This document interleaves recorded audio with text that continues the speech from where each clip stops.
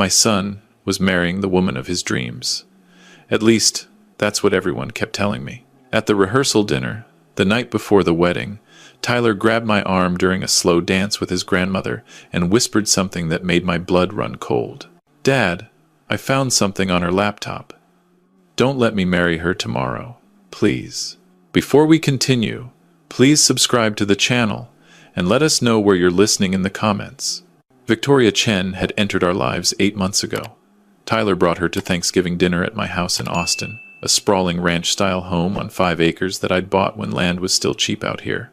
She walked through my front door like she was appraising the furniture. "Mr. Patterson, your home is absolutely gorgeous," she said, her smile too wide, her eyes scanning the room with a hunger I recognized. "Tyler told me you were a consultant, but this place is incredible."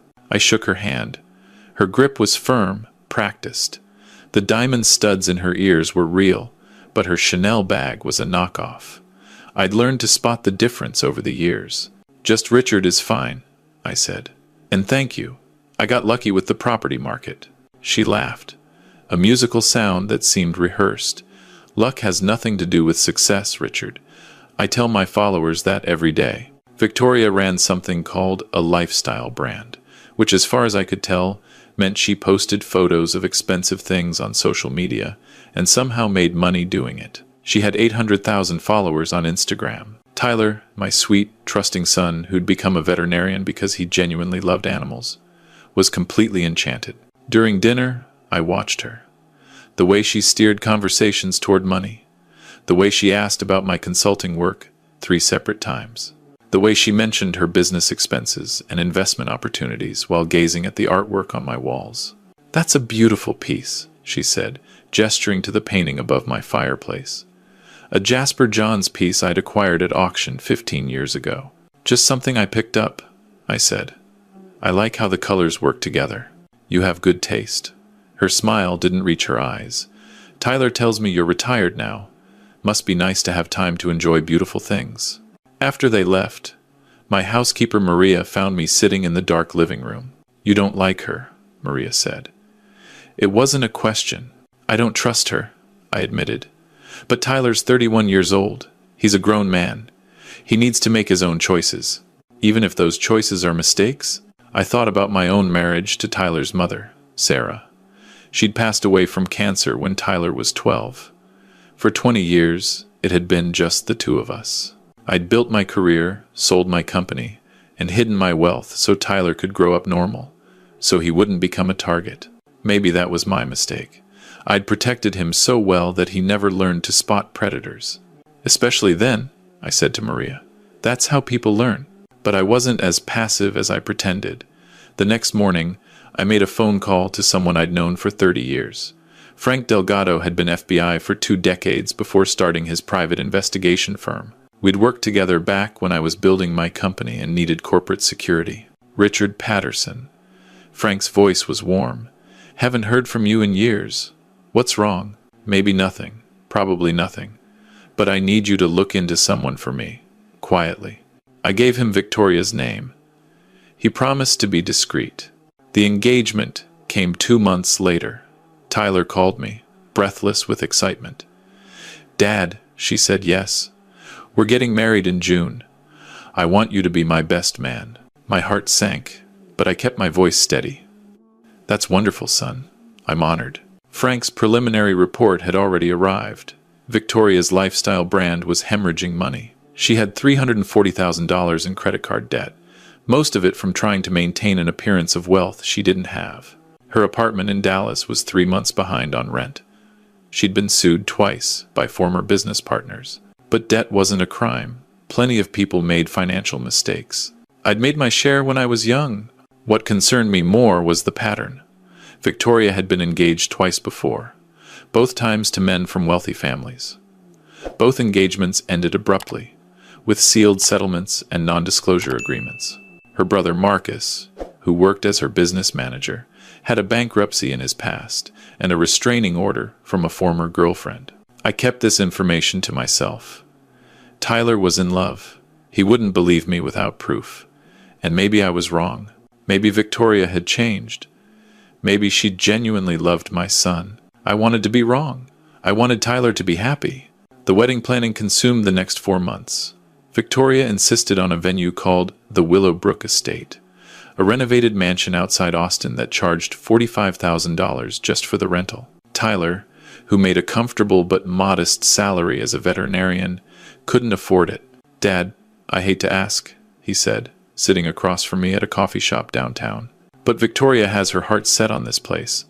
I was wondering if you could help with some of the costs. How much are we talking about?" Tyler pulled out his phone, showed me a spreadsheet. "The total is around $120,000. I can cover maybe $30,000 from my savings. Victoria's contributing what she can from her brand, maybe another $20,000. $70,000. He was asking me for $70,000. I looked at my son, his eyes hopeful and a little embarrassed. Tyler had never asked me for money before.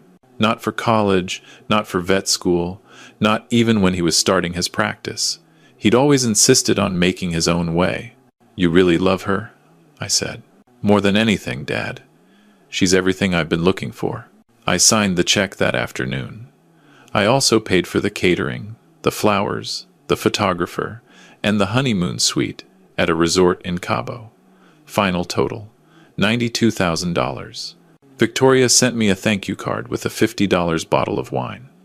The card was generic, the kind you buy in bulk. The signature looked like her assistant had written it.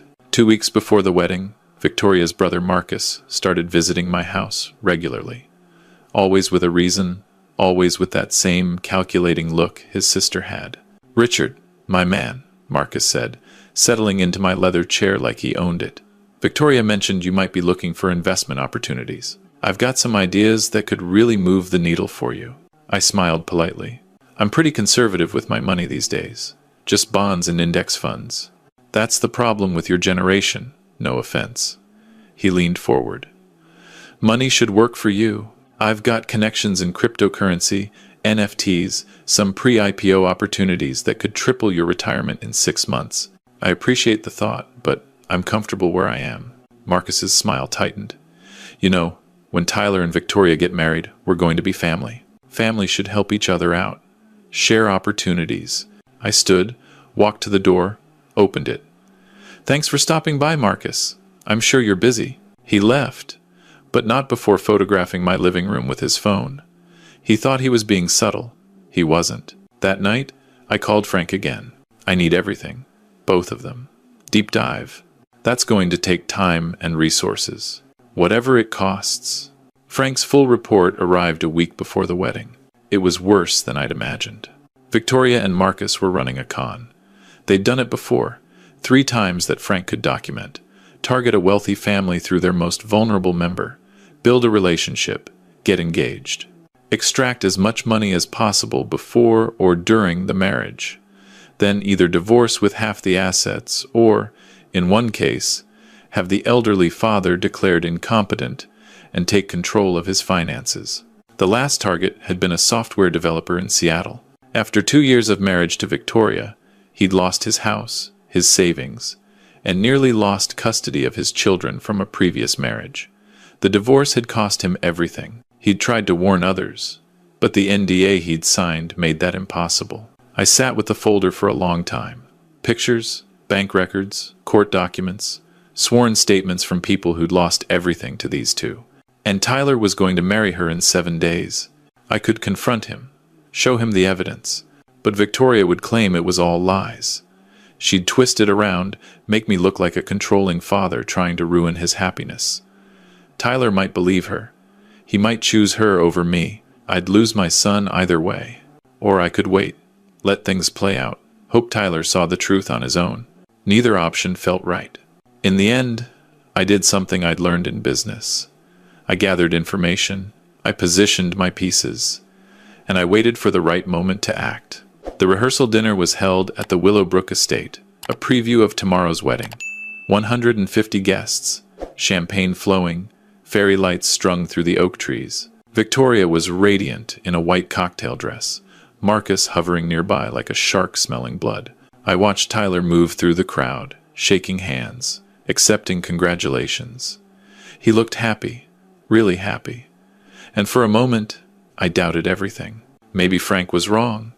Maybe the pattern was coincidence. Maybe Victoria loved my son, and I was just a paranoid old man who couldn't let go. Then I saw Tyler's face change. He'd stepped away from the crowd to check his phone. Something he read made him freeze. His expression cycled through confusion, disbelief, horror. He looked up, scanning the room until his eyes found mine. He crossed to me, moving through the crowd with mechanical precision. "I need to talk to you," he said. "Now. Alone." We found a quiet corner near the kitchen, away from the noise. "What happened?" I asked.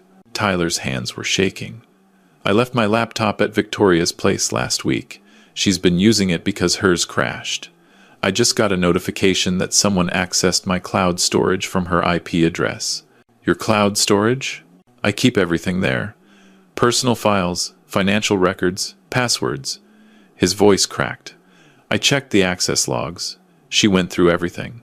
Bank accounts, investment records, your address, your property records. She even searched for Richard Patterson, net worth. My blood went cold. Victoria knew. She'd found out who I really was. "There's more," Tyler continued. He pulled out his phone, showed me a text conversation. "She forgot to sign out of my laptop's message app. This is between her and Marcus from yesterday." I read the messages. "Marcus, did you find it?" "Victoria. Better than we thought. Dad's loaded. Really loaded." "Marcus. How much?" "Victoria. His company sold for $80 million. He's been hiding it, living like a regular person on purpose." "Marcus. Holy shit." "Victoria. I know. This is the biggest score we've ever had. Tyler has no idea. After the wedding, we start phase 2. Get power of attorney over the old man.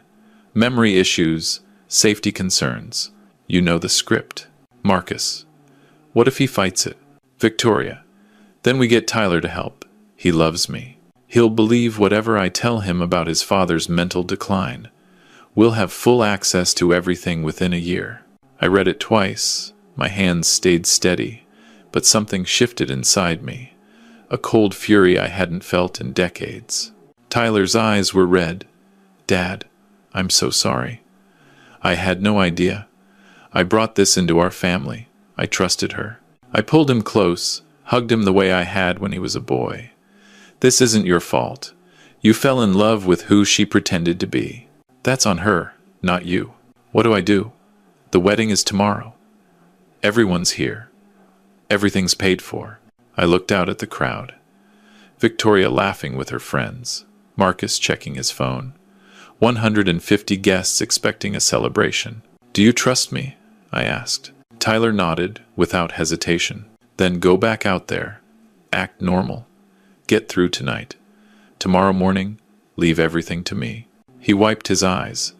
"You have a plan." I smiled. The smile I used to wear in boardrooms when I was about to close a deal that would change everything. "Son, I've been planning since Thanksgiving."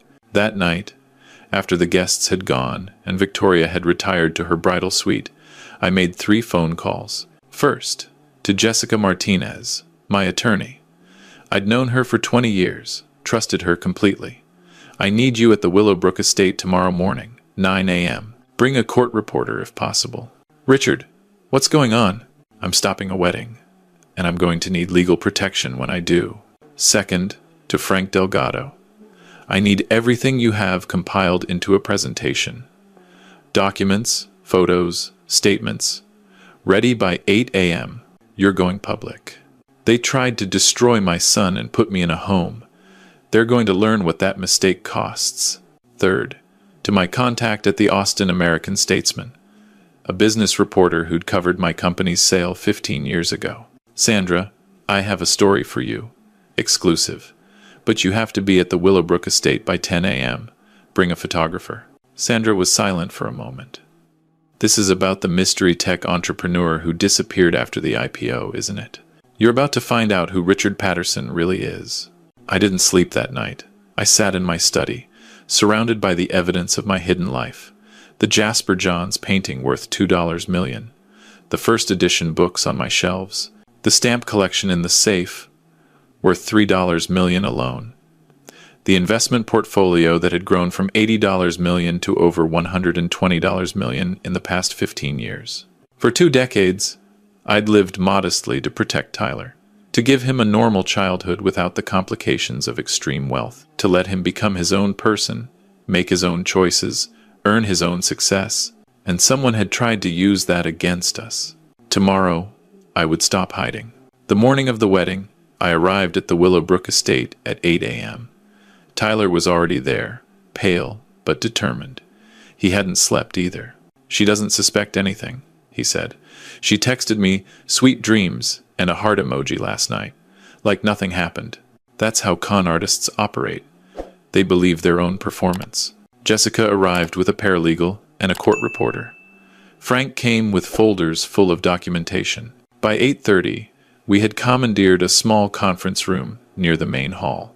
"You're sure about this?" Jessica asked. "There's no going back once you make it public." "I've been sure since Thanksgiving. I was just waiting for the right moment." The ceremony was scheduled for 11 a.m. Guests began arriving at 10. Victoria appeared at 10:30, radiant in her wedding dress, surrounded by bridesmaids. She saw Tyler across the lawn and waved, blowing him a kiss. He waved back. His hand didn't shake. I was proud of him. At 10:45, I walked to the front of the ceremony space where guests were already seated. The wedding coordinator tried to stop me. I ignored her. I took the microphone from the string quartet's stand. "Ladies and gentlemen, may I have your attention, please?" 150 faces turned toward me. Victoria froze halfway down the aisle, her father's arm still linked with hers. "I'm Richard Patterson, father of the groom, and I have an announcement that cannot wait." Victoria's smile flickered. She looked at Marcus, who was standing near the back. His expression shifted from confusion to alarm. "This wedding is cancelled," I said, immediately and permanently. Gasps rippled through the crowd. Victoria's father dropped her arm, stepping away in confusion. "What is this?" Victoria's voice was high, panicked. "Tyler? Tyler, what's happening?" Tyler walked toward her, stopping 10 feet away. "I know everything, Victoria. I saw your messages with Marcus. I know about the plan, the power of attorney, the mental decline script, all of it." Her face drained of color. "Baby, I don't know what you're talking about. Your father is confused. He's old. He's obviously having some kind of episode." "I'm 64 years old," I said into the microphone, "and I'm perfectly lucid, but let me clear up any confusion about who I am." I pulled out a document from my jacket pocket. "My name is Richard Patterson. 20 years ago, I founded a software company called Data Secure. We pioneered encryption technology for financial institutions. In 2005, I sold that company for $80 million. Murmurs swept through the crowd. Victoria staggered backward. "For the past 15 years, I've lived quietly, invested wisely. Today, my net worth is approximately $120 million. The artwork in my home alone is worth over $5 million. And I did all of this while pretending to be a modest, retired consultant, so my son could grow up without being a target for people exactly like you, Victoria." Marcus was edging toward the exit. Frank stepped into his path, arms crossed. "Frank Delgado, Private Investigations," Frank said cheerfully. "We have a lot to discuss." Victoria tried one more performance. Tears streamed down her face as she turned to the guests. "This is insane. Tyler, your father is having a breakdown. He's paranoid. He's making up stories. I love you. I've never wanted anything except to be your wife." Tyler pulled out his phone, read the text messages aloud, every word she'd written to her brother, the plan, the timeline, the phrases, biggest score and power of attorney, and full access. The crowd's sympathy evaporated. People began pulling out phones, recording. "Those are fake," Victoria insisted. "He fabricated them. His father has money. He probably hired hackers." Jessica stepped forward. "I'm Jessica Martinez, Mr. Patterson's attorney. We have documentation of 3 previous marriages where Miss Chen and her brother Marcus ran similar schemes. Sealed settlements, non-disclosure agreements, victims who lost everything. Would you like me to continue?" Victoria's father stepped further away from his daughter. Vicky, is this true? Dad, don't listen to them. They're lying. I never sold any software company. I never signed any NDA. Victoria's mother began crying. Her brother Marcus made a break for it, but two guests, friends of mine from my business days, blocked his path. The police are on their way, Frank announced. I recommend everyone stay where they are. The next few hours were chaos. Police, statements, Victoria screaming at anyone who would listen. Marcus trying to claim it was all a misunderstanding. Guests milling about, some horrified, some fascinated, all recording everything for social media. Sandra, from The Statesman, arrived with her photographer. I gave her a brief statement and promised a full interview later. By evening, the story was online. Tech millionaire stops wedding, exposes con artist scheme. Tyler and I drove home together in silence. The evening sun painted the Texas hills gold and purple. I'm sorry, Tyler finally said, for everything. You have nothing to apologize for. I should have seen it. The signs were all there. I was just so desperate to believe someone could love me that I ignored everything that didn't fit. I pulled over onto the shoulder, turned to face my son. Tyler, you're a good man. You're kind. You're trusting. You're generous. Those aren't weaknesses. Those are the best parts of being human. She took advantage of that. But don't let her make you ashamed of who you are. He nodded, wiping his eyes. Why didn't you tell me about the money? All those years? Because I wanted you to become who you are. A veterinarian who loves animals. A man who earned his own success. If you'd grown up knowing we were rich, you might have become someone different. Someone like them. I would never. I know, but I wanted to make sure. Over the next several weeks, the full scope of Victoria and Marcus's scheme became clear. Frank's investigation uncovered 6 previous victims across 4 states. Bank fraud, identity theft. One elderly man in Florida who'd lost his home and spent 2 years in a care facility, placed there by a court order Victoria had obtained through falsified medical documents. The Texas Attorney General filed charges. Federal prosecutors got involved when the interstate fraud became apparent. Victoria and Marcus were arrested, released on bond, then arrested again when they tried to flee to Canada. Jessica handled our civil case with surgical precision. We sued for $5 million, knowing we'd never collect. The point wasn't money. The point was public record. A judgment that would follow them forever. A warning to anyone who searched their names. Tyler testified at the preliminary hearing. He was calm, clear, devastating. The judge denied bail after hearing the evidence. Victoria and Marcus would await trial in custody. 3 months after the canceled wedding, I received 2 letters. The first was from Victoria, written from the Travis County Jail. Mr. Patterson, I've had time to think about what I've done. I know you won't believe this, but part of what I felt for Tyler was real. I made terrible choices, and I hurt people who didn't deserve it. I'm not asking for forgiveness. I just wanted you to know that I understand now what I was becoming, and I'm grateful you stopped me before I destroyed another family. I hope Tyler finds someone who deserves him. The second was from Marcus. I don't expect you to read this, but I'm writing it anyway. My sister and I learned to survive by taking from others. Our parents were con artists too. It's all we knew. That's not an excuse, just an explanation. You did what you had to do to protect your family. I respect that. I wish someone had stopped us years ago. Maybe we would have learned a different way to live. I showed both letters to Tyler. What do you think? He asked. I think people are complicated. I think they did terrible things, and I think they're going to prison, which is appropriate, but I don't have to hate them to want them punished. Are you going to write back? I thought about it for a long time. Then I wrote 2 short responses. To Victoria, your apology is noted. Tyler deserves better than what you offered, and I hope you spend your sentence becoming someone capable of giving that to others. The doors to our lives are closed permanently, but the door forward is always open if you choose to walk through it honestly. To Marcus, your explanation doesn't excuse the harm you've caused, but I understand that patterns learned in childhood are hard to break. Use your time to learn new ones. When you're released, be different than you were. That's the only redemption that matters. 6 months later, Tyler and I attended a charity gala in Austin. The event raised money for elder financial protection, a cause I'd become passionate about, for obvious reasons. My donation was a Jasper Johns lithograph worth $800,000.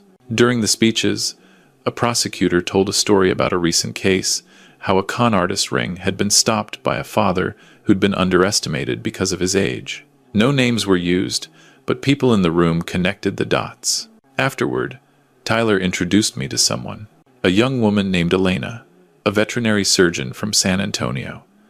She had kind eyes and a warm laugh, and when she looked at Tyler, I saw something genuine. "Your father is quite the local legend," Elena said to Tyler. "The mystery tech millionaire who brought down a crime ring." "He's just my dad," Tyler said. "He worries too much, cooks too much pasta, and always beats me at chess." "That's because you get impatient," I said. "Chess rewards the long game." Elena smiled. "I'd love to hear more about the long game sometime." Tyler caught my eye. I nodded slightly. Yes, this one seemed real. That night, after the gala, I sat in my study, surrounded by my collection.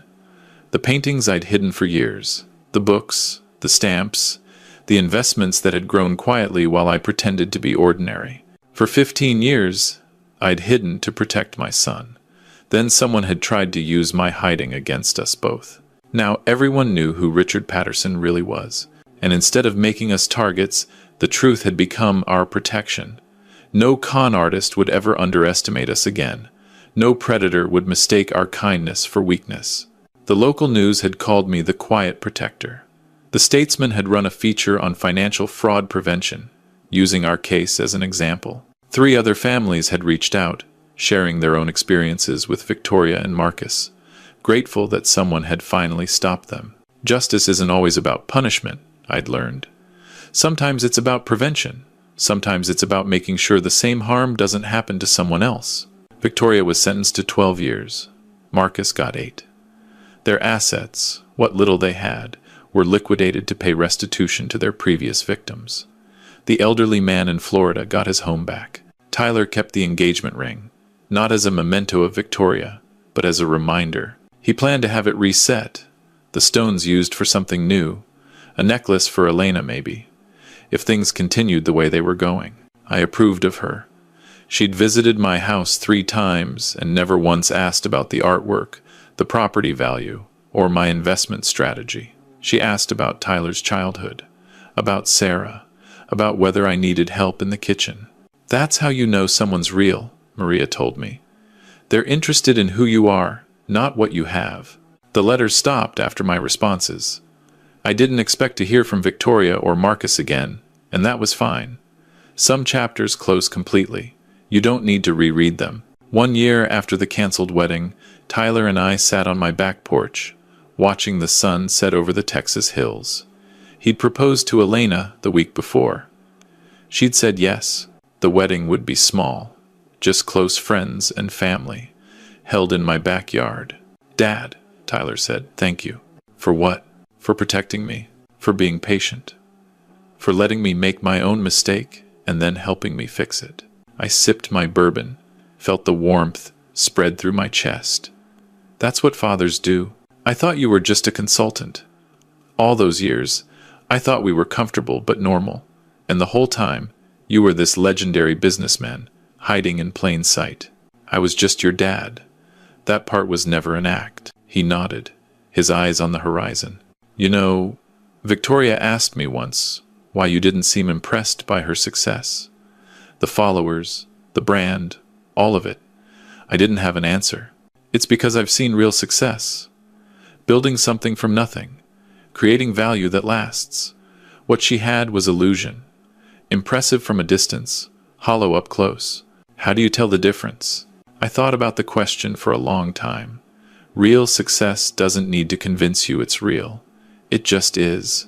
The people who genuinely have something don't need to prove it. They're too busy doing the work. Tyler smiled.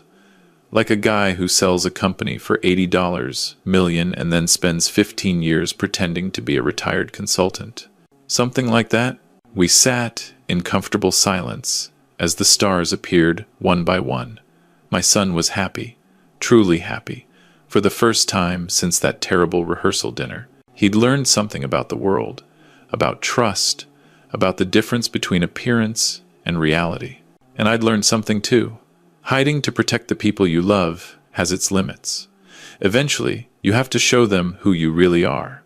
Not to impress them, but to give them the truth they deserve.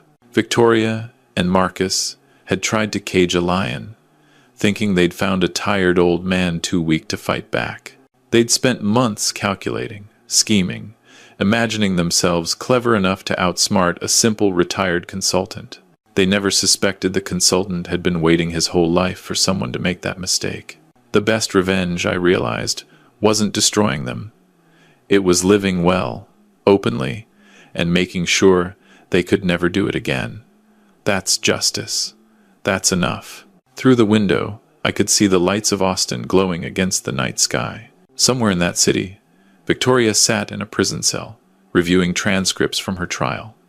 Marcus was in a different facility, taking classes toward a GED he'd never bothered to complete. They were living with consequences, but they were living.